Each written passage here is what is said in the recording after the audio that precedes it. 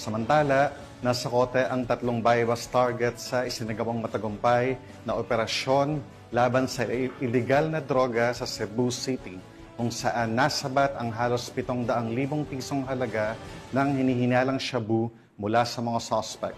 Nakatutok dyan si Patrolwoman Judith Nicanor. Imbog ang 3 katao matapos itong mahulihan ng nasa halos 700,000 halaga ng hinihinalang shabu sa isang bypass operation na isinagawa ng mga operatiba ng Police Station 6 sa Tupa Street, Barangay Sawang, Calero, Cebu City nito lamang nakaraan.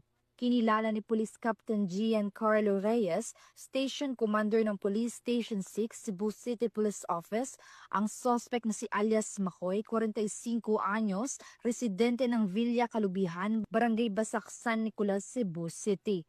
Nahuli din ang kanyang mga kasamahan na sina Ramil, 39 anyos, at Maisel, 43 anyos na kapwa residente ng nabanggit na lugar.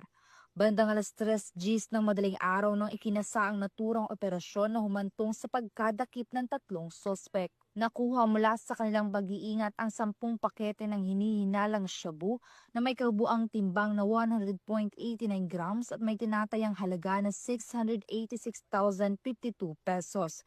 Bypass money at purple pouch na ginamit bilang lagayan ng mga iligal na droga. Kasong paglabag sa Section 5 at 11 Article 2 ng Republic Act 9165 o Comprehensive Dangerous Drugs Act of 2002 ang kakaharapin ng mga suspect na kasulukuyang nakadetene sa nasabing tanggapan. Walang tigil ang mga kapulisan sa kanilang operasyon laban sa iligal na droga upang mapanagot ang mga individual na nasa likod ng mga iligal na gawain na ito. Mula dito sa Cebu City Police Office, ako ang inyong Police News Network Correspondent, Patrolwoman Judith Nicanor, alagad ng batas, tagataguyod ng Balitang Pulis.